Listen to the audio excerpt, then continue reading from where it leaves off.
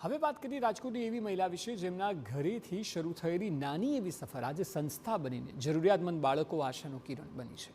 રાજકોટના જેતપુરમાં ગરીબ અને સ્લમ વિસ્તારમાં રહેતા બાળકો માટે એક મહિલા જે દેવદૂત બનીને આવ્યા।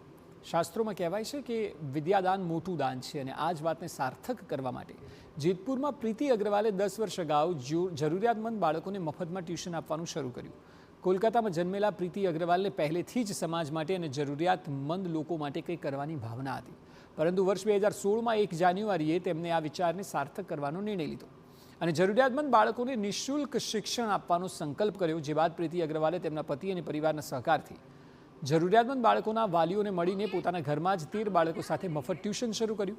10 વર્ષ બાદ આજે તેઓ જેતપુરમાં 4 સેન્ટર પર અંદાજે 80 જેટલા બાળકોને શિક્ષણ આપે છે અને ઘરથી શરૂ થયેલો આ પ્રયાસ આજે માય ઇન્ડિયા એડ્યુકેર સંસ્થાના નામથી ઓળખાવા લાગ્યો છે। અહીં આવતા બાળકોનો સર્વાંગી વિકાસ થાય તે માટે વિવિધ પ્રવૃત્તિઓ કરાય છે, સાથે જરૂરી સ્ટેશનરીની કીટ પણ પૂરી પડાય છે। ત્યારે પ્રીતિ અગ્રવાલના વિદ્યાર્થીઓ તેમના વખાણ કરતા અને આભાર માનતા થાકતા નથી।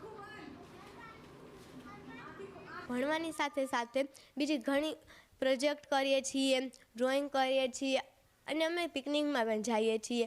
પ્રીતિ મેડમ અમારી સાથે બહુ તહેવાર ઉજવીએ છીએ અને અમને બહુ પ્યારથી રાખે છે, જેમ કે અમે તેના બેટી અને બેટા જ છીએ।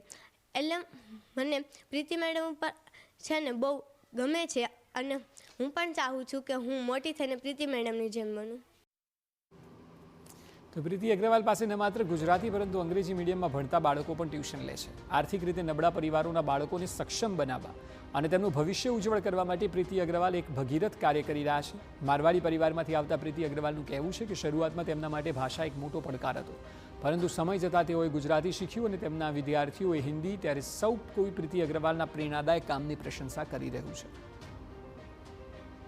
आज के डेट में 10 साल होने वाला है, 2026 चल रहा है, तो हमारे पास करीबन 80 बच्चे हैं और हमारा जेतपुर में 4 एरियाज़ में अलग अलग ब्रांचेस चल रहा है।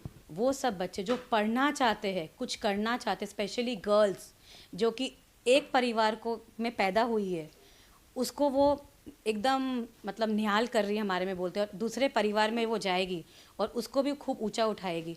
वो सब बच्चों के लिए मेरा माई इंडिया एडुकेयर खुला है और वो सबको ग्रूमिंग ही मैं कर रही हूँ।